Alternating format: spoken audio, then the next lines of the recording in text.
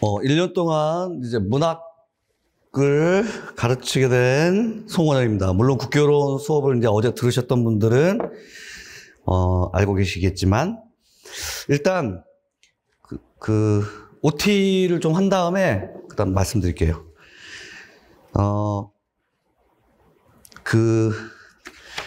OT 자료에 보시면, 문학 문제와 관련된 짧은 단평에 빈칸이 있죠. 여기는 이제 기출문제 문항 빈칸인 거니까, 여기 이제 제가 나중에 뭐 채워드리도록 하고, 한번 쭉 읽어보면서 제가 좀 말씀드릴게요. 이건 제가 여러분들에게 드리는 조언이자 충언입니다. 여러분들은 프린트물을 보시고, 저는 이거 읽어보겠습니다. 기출문제를 통해서 본 문학 임용 공부 방법. 제가 중시 여기는 것 중에 하나가 뭐냐면 기출문제입니다. 근데 기출문제인데, 그냥 기출문제가 아니라 임용 문학 기출문제예요. 혹시 이제 여러분들이, 제가 물어볼게. 시험 보기 전에 기출문제 몇 번 보고 갔어요? 한 번 정도는 봤을 거 아니야. 맞죠? 그러니까 2014학년부터 작년도가 24학년도니까 11개년이거든요. 작년도까지. 이 11개년의 기출문제를 한 번 정도는 아마 봤을 것 같아요. 그죠? 그리고, 이 11개년의 서답형 문제라고 하잖아요.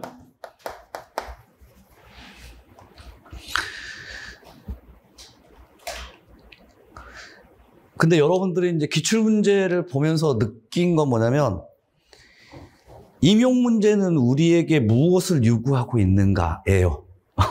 이거는 여러분들한테 정말 중요한 거예요. 그러니까 여기 나오는 기출문제, 그 문제가 우리에게 요구하고 있는 바. 이게 여러분들에게 하고 싶은 거예요. 말이에요.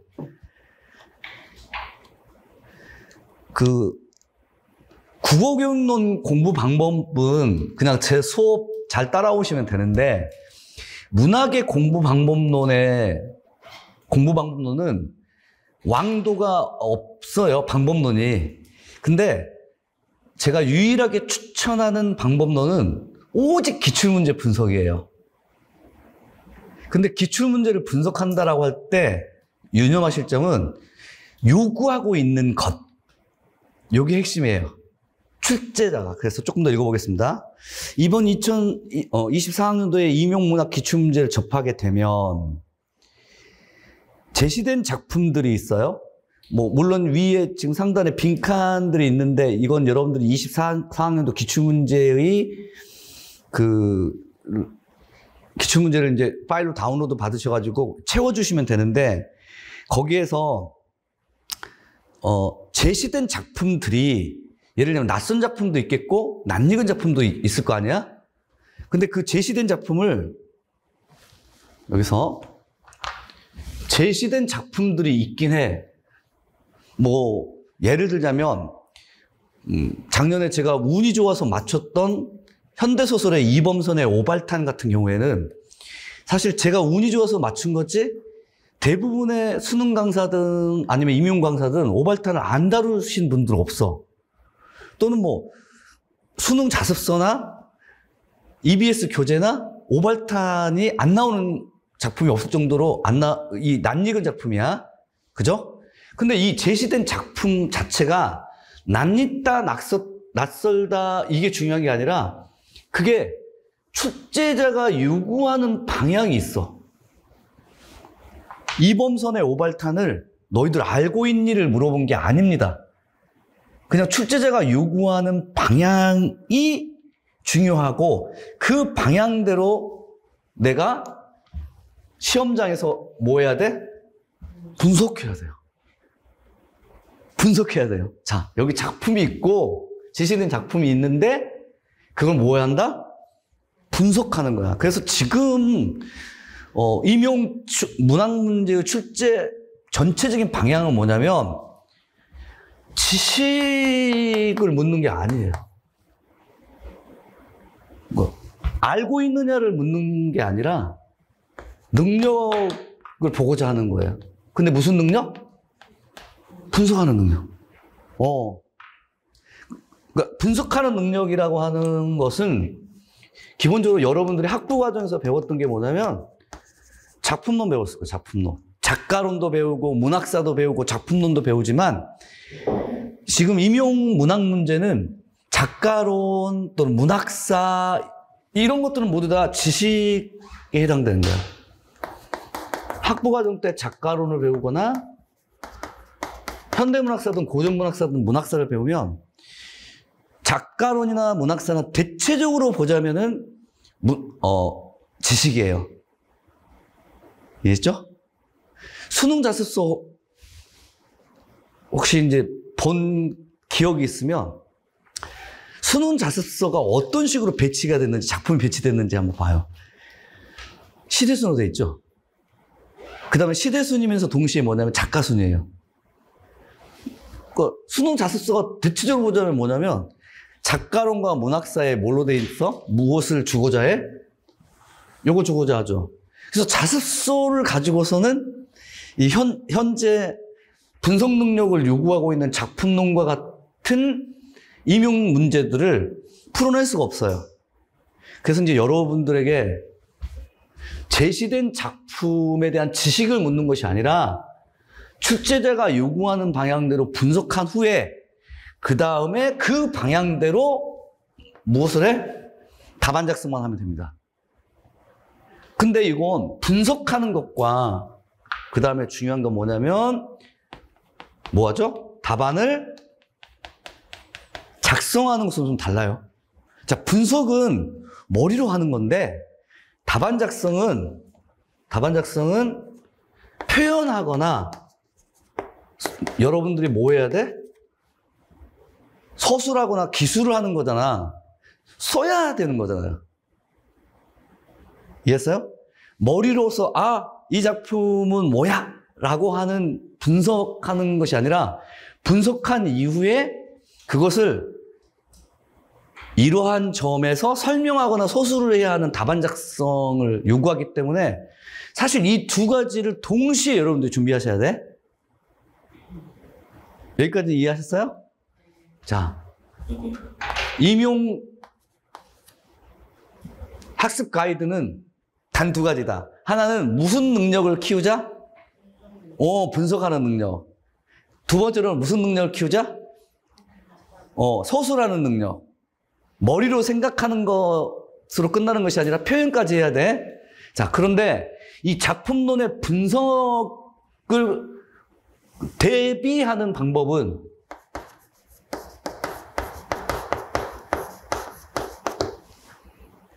문제풀이 많이 하시면 돼요. 알겠어요? 문제풀이. 근데 여기서 이 문제풀이라고 하는 것은 임용 문제풀이가 아닙니다. 수능 문제.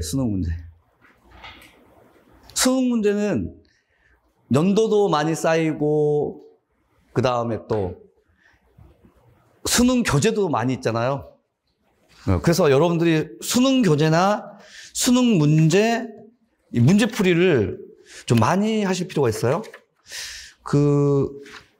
제가 OT 자료의 14쪽 부분에 넘겨보시면 임용 문학 공부 방법 논 부분에서 14쪽 보시면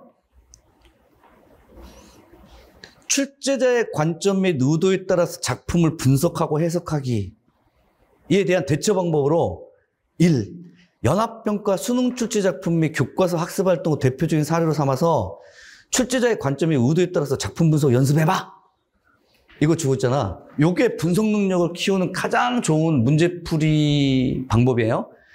그래서 거기 보시면 EBSI라고 하는 사이트가 있어요. 아시는 분들도 아실 텐데. EBSI예요, EBSI. 이 사이트에 들어가시면 고1 연합평가부터 고3 연합평가까지 그 연합평가 기출문제하고 답안 해설지를 다운로드 받을 수 있어. 그래서 여기 사이트에 들어가셔가지고 기출문제 다운로드 받으세요. 근데 몇 학년 거 받으시냐면 고1, 최근 10개년. 아셨죠? 최근 10개년 고1 기출문제를 다운로드 받으셔가지고 매일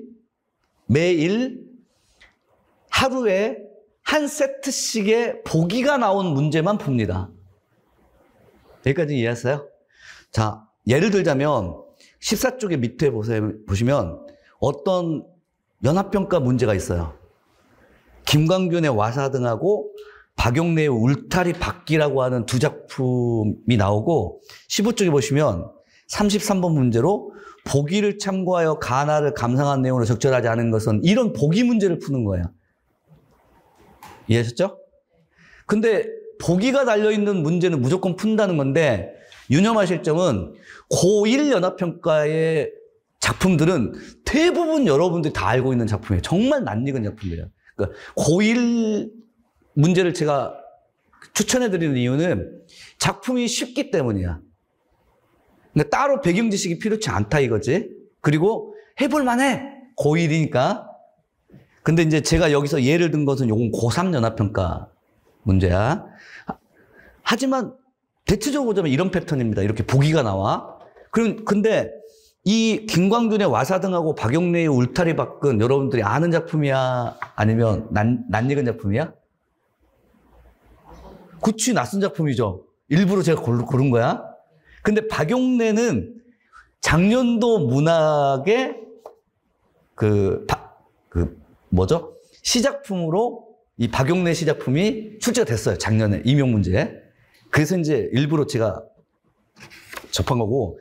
그 다음에 김광균의 와사등은 이건 이제 제가 나중에 설명을 드리겠습니다. 아무튼 모르는 작품이야. 자, 그럼 봐. 제시된 작품에 지금 무엇을 묻고자 하냐면 지식을 묻고자 하는 것은 아닌 거지. 알고 있느냐 모르느냐의 문제가 아니라는 거지. 그럼 이제 보기를 한번 보겠습니다. 같이 한번 보죠. 여러분들이 이 문제를 이제 푼다고 생각해 보세요. 1930년대 모더니즘 혹시 아세요? 모더니즘? 자, 여기서는 1930년대 모더니즘은 여기 봐봐. 지식, 분석, 답안 작성 가운데 무엇에 해당돼? 지식이야, 지식. 근데 지식을 이미 준 거지. 그치? 보기로. 그래서 내가 1930년대 모더니즘을 아느냐 모르느냐는 중요한 게 아니라 그냥 보기만 읽으면 돼. 여러분들이 지금 고3이라고 생각해봐. 고3인데 1930년대 모더니즘을 대부분 모를 거 아니야. 그런데도 이런 문제를 냈단 말이지. 출제자가 고3들한테 야 너희도 1930년대 모더니즘 공부한 적 있지? 이걸 묻는 거 아닙니다. 그냥 보기로 이렇게 주어졌어. 그래서 1930년대 모더니즘을 주도했던 김광균은 그럼 어떤 식으로 모더니즘을 주도했느냐? 그 단서가 그 다음에 풀어져 있어. 뭐라고 풀어져 있냐면 감성보다는 뭐? 지성. 이게 보기에 출제자가 요구하는 모더니즘을 이렇게 보고자 하는 거야. 자, 지식은 지식인데 지식 자체를 묻는 게 아니라 출제자가 뭐죠? 요구하는 방향이 있어. 감성보다는 지성으로 이 작품을 읽어야 해. 김광균의 와사등을. 그 다음에 또 그 지성을 중시하는 단서가 뭐냐? 더 읽어보세요. 뭐가 있죠? 이미지. 그래서 김광균의 와사등을 어떤 식으로 읽어라? 이미지로 읽으라는 거야. 여기까지 이해했어요? 그래서 거기 1번 선택지에 보시면 시각적 이미지를 활용한다. 이게 가나에 맞느냐 틀리느냐를 골라내는 거잖아. 여기까지 이해했어요? 좀 더 읽어보시면 그는 상실감과 소외감 등의 정서를, 화자의 정서죠? 이 정서를 무엇과 결합하여? 회화적 이미지와 결합하여. 그러니까 정서를 무엇으로 표현한 거죠? 이미지로 표현하여. 정서를 이미지로 표현했다. 그럼 봐봐. 정서를 이미지로 표현하지 않은 문학사적인 경향들이 있었어. 정서를 이미지로서 표현하지 않았다고. 근데 김광균은 정서를 이미지로서 표현한 거야. 그게 모더니즘이야. 이게 보기의 관점이에요. 좀 더 읽어보겠습니다. 그리고 그렇게 상실감과 소외감은 현대 문명에 대한 작가의 태도를 나타낸다. 그대로 여러분들 이해하시면 되잖아. 그리고 이제 1950년대 후반에, 이건 이제 나 작품이죠. 시적 경향을 보여주는. 30년대는 김광균, 50년대는 박용래. 근데 문학사적인 지식, 여러분들 알고 있느냐가 중요한 게 아니라 보기 그대로 읽어가는 거죠. 박용래는 30년대가 아니라 50년대에도 유사한 모더니즘 기법을 활용하고 있어. 그러면 지금 이 출제자는 이 두 작품을 어떤 공통점으로 묶어간 거야? 모더니즘이야. 근데 여기서 이 모더니즘은 내가 몰라요, 우리가. 모더니즘에 대한 배경 지식이 없으니까. 다만 출제자가 지금 생각하는 모더니즘은 뭐냐면 30년대의 모더니즘의 대표적인 작품의 사례는 회화적 이미지를 중심으로 한 거고, 그 다음에 이제 50년대의 박용래는 모더니즘의 기법이 활용되긴 한데 김광균과 다른 점은 김광균은 회화적 이미지를 통하여 현대 문명에 대한 태도를 보여줬다고 했어. 근데 박용래는 현대 문명에 대한 태도가 아니라 전통과 자연에 대한 관심이야. 이대로 읽어주면 돼. 그래서 예를 들자면 3번 선택지나 4번 선택지에 뭐 이렇게 됐죠. 3번 선택지에 인간과 문명에 대한 불화, 인간과 자연에 대한 조화, 이런 선택지들을 보기에서 끌어낼 수 있느냐 이거고, 또 4번 선택지에 현대 문명에 대한 소외, 이것을 보기에서 끌어낼 수 있느냐 이거지. 여기까지 이해했어요? 그래요.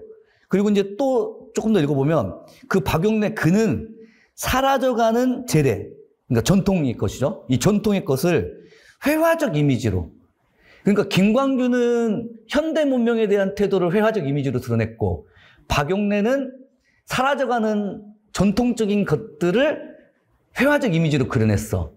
이런 식으로 이 작품을 읽어라고 하는 출제자가 뭐 하는 거야?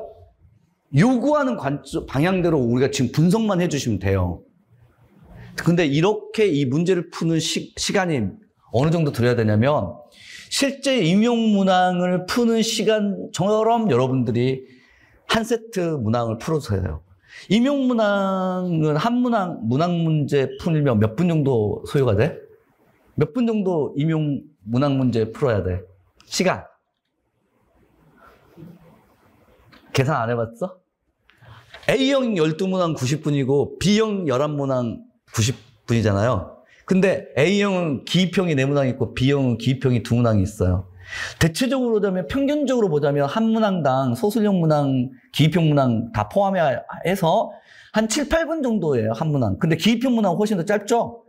그래서 만약 서술형 문항을, 보기가 있는 서술형 문항의 예를 들고 또 작품이 또 길자, 문학 같은 경우에, 그러면 8분 정도가 소요된다고 봐요. 그러면 이와 같은 보기가 있는 그 연합평가 문제를 8분 내외로 충분히 풀 수 있죠? 그래야 돼. 훨씬 더 아마 짧게 풀 수 있을 거예요. 그리고 이제 여러분들이 답을 이렇게, 정답을 이렇게 체크했어. 그러면 정답을 체크했으면 여기에는 이 EBSI 사이트에는 또 좋은 게 뭐냐면 해설지가 붙어 있어요.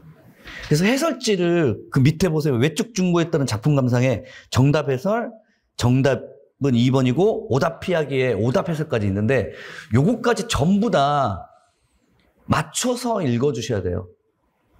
예, 아셨죠? 이렇게 한 문항을 문제 풀고 정답 맞추고 정답 해설지까지 읽는데 소요되는 시간 몇 분? 8분 정도 걸리도록 연습할 수 있겠어요? 예, 현대문학은 이렇게 연습하셔야 돼요. 어떻게 하냐면 분석 능력을 지금 기르는 거야. 아셨죠? 절대 여러분들이 이 작품을 안다 모른다가 중요한 게 절대 아니라 출제자가 요구한 대로만 작품을 분석해 주시면 돼. 김광균의 와사등을 출제자는 어떻게 분석하라고 요구했냐면 회화적 이미지를 중심으로 해서 분석하고 상실감과 소외감과 관련된 현대 문명에 대한 태도를 와사등이 보여주고 있어. 이런 식으로 분석하라는 얘기야. 자, 여기까지 읽고 나서 문제 다 풀었어. 그러면 정답도 맞추고 정답 해설지 다 읽었어. 그리고 끝내는 게 아닙니다. 다음 넘겨보시면 16쪽에 3번에 문제 출제의 근거가 되는 교육과정 확인 및 개론서에서 개념과 지식을 확인한다. 이 말이 무슨 말이냐면 제가 여러분들에게 1, 2월 기본이론반 때 추천하는 개론서가 2권이 있습니다. 하나는 현대시 작품론. 반드시 보시고 이건 여러분들이 그 현직 교사가 되더라도 필요한 거예요. 작품론이에요, 이게. 작품론이야. 그 다음에 고전시가 작품론. 이 2개의 교재는 반드시 여러분들이 사셔서 보세요.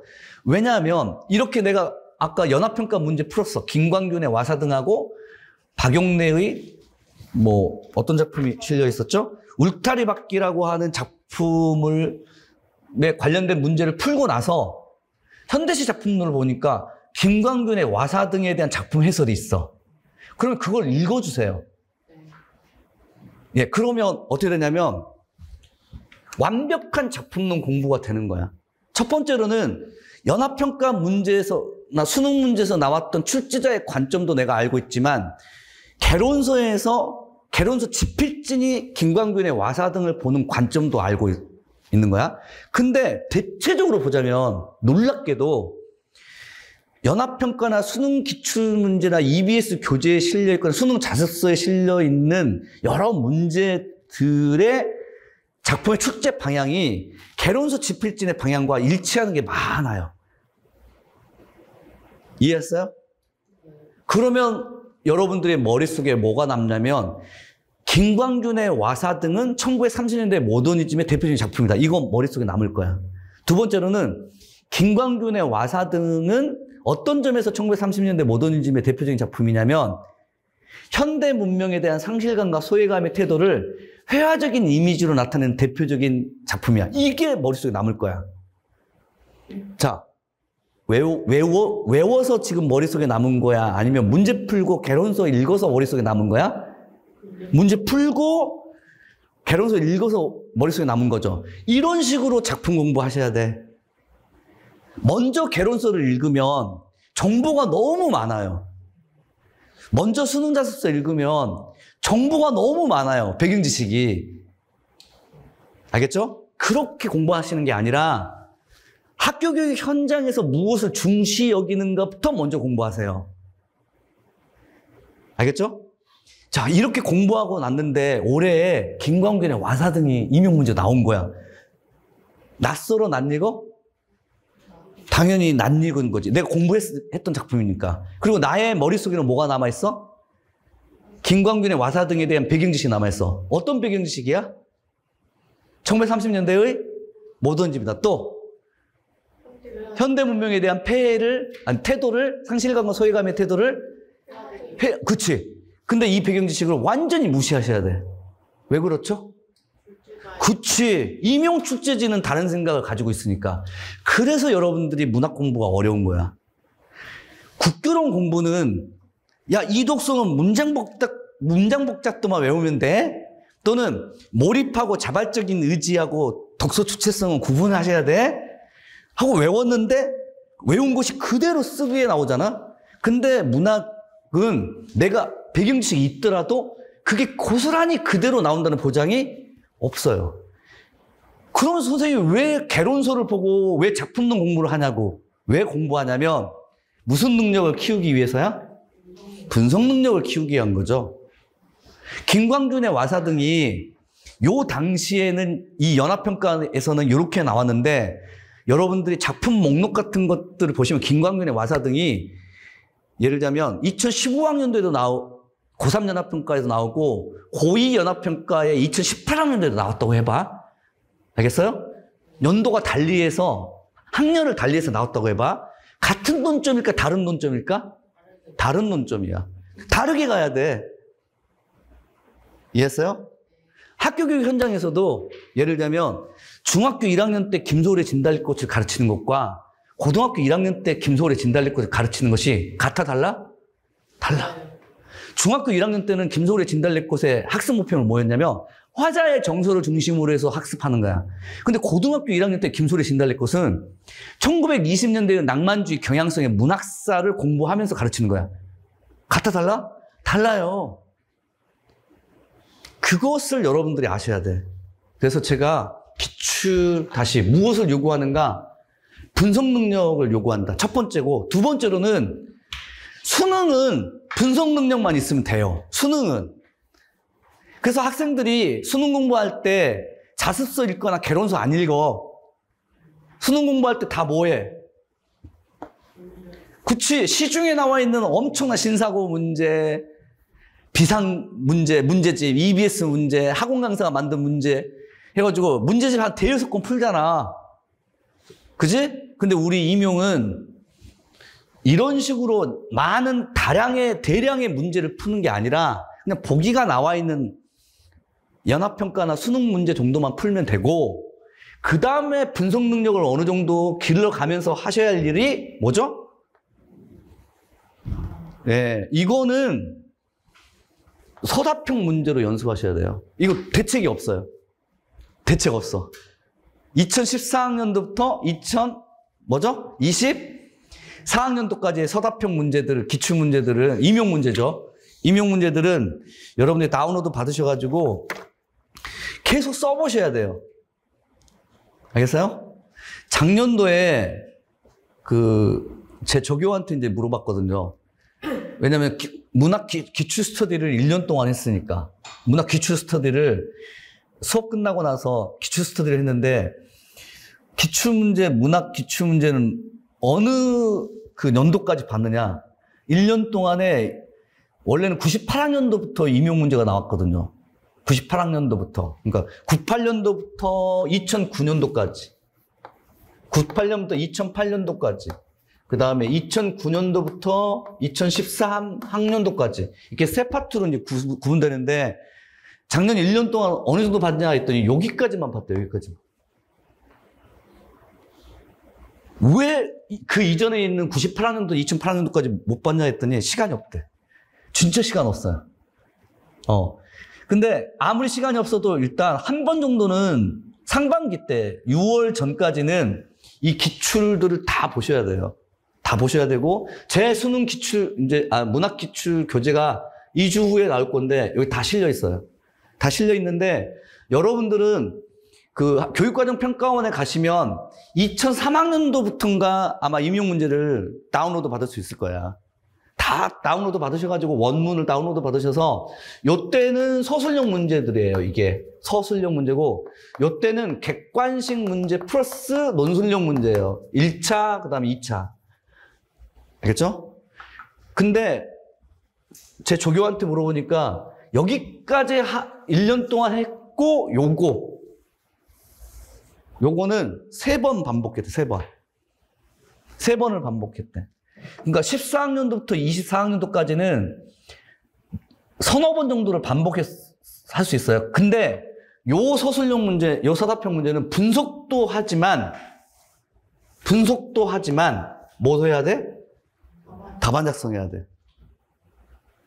근데 요거는요, 객관식으로 나온 건 어떻게 해요? 답안 작성 아니잖아. 이건 답안 작성할 필요가 없고, 무엇을 해? 분석만 해주시면 돼. 근데 제가 조교한테 물어보니까, 또는 그 전에 제가 그 합격한 제 제자들한테 물어보니까, 이 객관식 문제들은 너무 문학사 지식이 많대요. 심지어는 어떤 문제가 있냐면, 작품 전문이 없어. 본문 없고 작품 전체를 고려하여. 근데 그 문제가 뭐냐면 염상섭의 산대야. 그러면 너 염상섭의 산대 거의 그 장편소설이잖아. 다 알고 있지? 그러면서 물어보는 거야. 대부분 객관식 기출 문제는 본문이 거의 없어요. 있어도 그냥 없는 거나 마찬가지야. 이때 객관식 문제. 이때 객관식 기출 문제는 분석 능력을 키우긴 하지만 그때는 많은 문학사적 지식을 많이 요구했어요. 그래서 유념해서 보실 것은 요 객관식 기출 문제들은 그러려니 하고 봐야 돼. 왜 그러려니 하고 보는 건가? 이게 중요한 건데요. 객관식 때 염상섭의 3대가 나왔을 때 어떤 논점으로 물어봤어? 요건 기억해야 돼. 그건 기억해야 돼요. 알겠어요? OT 하면서 제가 OT 자료가 아니라 갑자기 이제 여러분들의 교재로 한번 갈게요. 교재로 가시면 예를 들려고 그런 거야. 그러니까 좀 여러분 이해해 주시고 여러분들의 교재를 보시면 몇 쪽에 펼치시냐면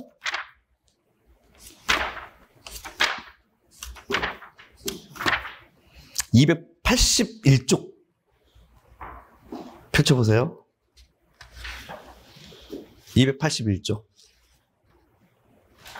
281쪽에 이게 이제 현대문학사 할 때 제가 설명을 드리겠지만 백석이라는 작가가 있어요. 근데 이 백석이라는 작가의 작가적인 특징들은 280쪽에 나오는 내용들이 이렇게 있어요. 자, 이렇게 있어요. 이렇게 있는데 281쪽에 보시면 백석의 작품들이 몇 년도에 어떤 작품이 출제됐는지 제가 수록했잖아요. 근데 거기 보시면 고향이라고 하는 작품이 있어요. 근데 이 고향 작품이 옆에 보시면 몇 년도에 출제됐다고 지금 나와요? 요 객관식 때예요. 이해하셨죠? 그리고 나서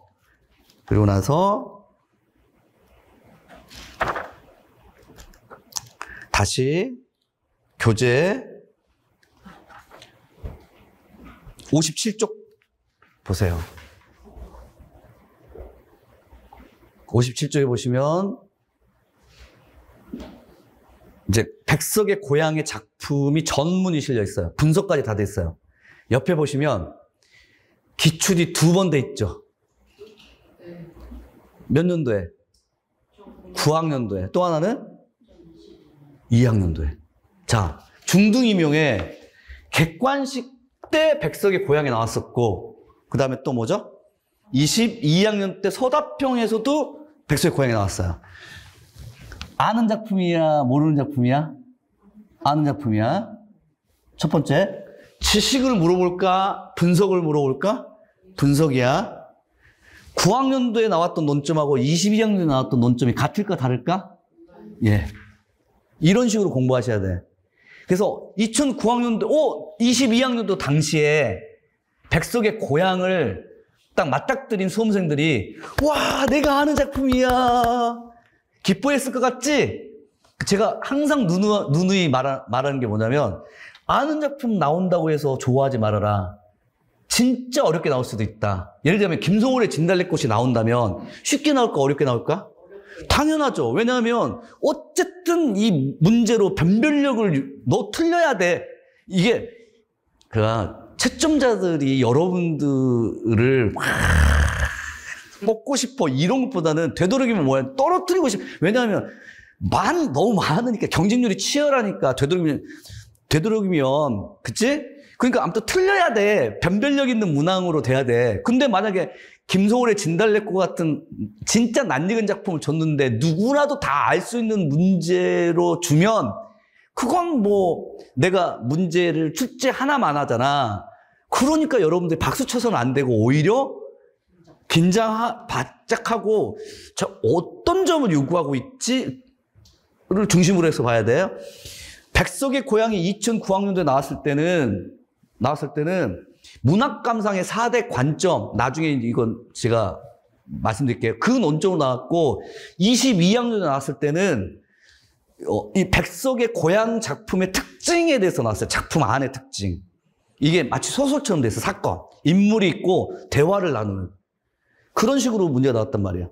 근데 수능 자습서를 읽어보면, 수능 자습서 혹은 개론서를 읽어보면 백석의 고향은 소설처럼 사건이 존재하고 인물이 있고 대화가 있다. 이런 점을 중심으로 한 내용이 한 줄 정도는 나와요. 자, 그런데 우리가 자습서 읽고 개론서를 읽으면서 그 한 줄을 강조하면서 읽는 거 아니잖아? 그냥 넘어가. 그리고 나서 백석의 고향이 22학년에 나왔을 때, 이상해. 무슨 소설처럼 사건이 존재하고 인물이 존재하며 대화가 있대. 이런 식으로 나 읽어본 적이 없는데 하고 수능 자습서 보니까 한 줄 있는 거야. 아, 내가 자습서를 못 봤으니까 자습서를 이제 봐야겠다. 개론서에 한 줄 있어. 아, 이 개론서에 나왔으니까 이 개론서 꼭 봐야겠다. 이건 말도 안 되는 소리야. 출제자가 요구하는 방향대로만 작품을 보면 돼. 자, 그러면 백석의 고향이 올해 만약 출제된다면 문학감상의 4대 관점으로 출제될지 아니면은 이야기로 구성되어 있는 특징으로 출제될지 아니면 백석의 작가적 특징이나 아니면 모더니즘의 기법이나 아니면은 무슨 운율로 출제될지 그건 몰라요. 오로지 출제자가 요구하는 방향대로만 백석의 고향을 읽어주시면 돼. 그리고 9학년도의 객관식 기출문제는 그냥 정답, 오답만 여러분들이 잘 알고 있으면 되죠? 근데 22학년도의 백석의 고향은 어디까지 가야 돼? 분석까지 하고 나서 뭐 해야 돼? 당연히 답안 작성해야 돼. 이거 1월 달부터 연습하셔야 돼. 연도 딱 정해놓고 매주 한 개년도씩 푼다. 그러면 11개년이면 몇 주 만에 끝나? 작성하는 거. 매주 한 개년도씩 푼다면 몇 주 만에 끝나? 11주 만에. 고전시가 현대시가 현대시, 현대소설, 고전소를 전부 다 풀어보는 거야. 한 주에. 그러면 11주 만에 한 번 보지. 그 다음 11주 두 번 보지. 그 다음 11주 몇 번 봐? 3번 봐. 그럼 몇 주 걸리면 33주가 걸려. 그럼 몇 개월이 걸리면 6개월이 걸려. 6개월 동안, 그러니까 상반기 동안 11주짜리를 3번 정도 답안 작성을 연습하면 돼요. 아셨어요? 답안 작성을 한 후에는 어떻게 해야 하느냐? 이 답안, 내가 쓴 답안이 맞는지 틀린지 알아볼라? 모르죠. 그래서 제가 추천하는 방법은 답안이 정답이 중요한 게 아니다. 모범 답안이 중요한 게 아니다. 다른 학원 강사의 답안이 중요한 게 아니다. 또는 합격생의 답안이 중요한 게 아니라 너 왜 이렇게 답안 썼어? 내 생각이 중요해. 그래서 내 생각을 정당화시키세요. 아셨죠? 답안 작성할 때 중요한 게 뭐냐면 정당화입니다. 정당화. 저는 이거 진짜 중요하다고 보거든요. 정당화란 뭐가 있어야 돼? 그렇게 생각한? 그치. 근데 이 논리적 근거가 2개예요. 하나는 어디서 나오느냐? 어디서 나오죠? 작품 안에서 찾아야 돼. 2번째는 보기에서 찾아야 돼. 이해했어요? 작품 안에서 보기가 아닌 개론서에서 읽었어. 절대 안 되고요. 수능 자습서에서 읽었어. 절대 안 되고요. 알겠어요? 연합평가에서 나왔었어. 절대 안 됩니다. 왜죠? 그 작품, 이 임용 문제를 무시하고 외적인 배경 지식을 가지고 오는 거야. 송원영이가 그렇게 말했어. 절대 안 됩니다. 알겠어요? 오로지 논리적 근거를 어디서 주느냐? 작품 안에서. 또 하나는 이럴 때 작품 안에서 찾을 때 여러분들이 많이 갈려요. 많이 갈려요. 시 같은 경우에는 그래서 짧죠. 짧아도 나는 1년의 마지막 행에 주목해서 이렇게 답안을 썼어. 나는 마지막 연의 3행에 주목해서 이렇게 썼어. 알겠어요? 소설은 근데 더 문제야.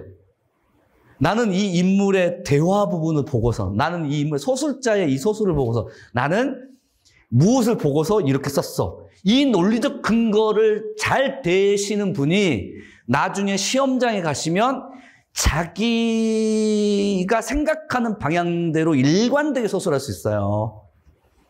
그 연습을 많이 하시고, 혼자서 공부하시는데 이 논리적 근거를 대는 것이 약할 수도 있으니까 스터디를 하셔야 돼. 그래서 스터디를 하시면서 너는 어떤 생각으로 이렇게 썼어? 나는 이런 생각으로 이렇게 썼어. 어떤 게 더 타당한지를 따져보는 것이 훨씬 더 중요합니다. 아셨죠? 모범 답안, 학원가에 떠도는 예시 답안, 합격생의 답안은 중요하지 않습니다.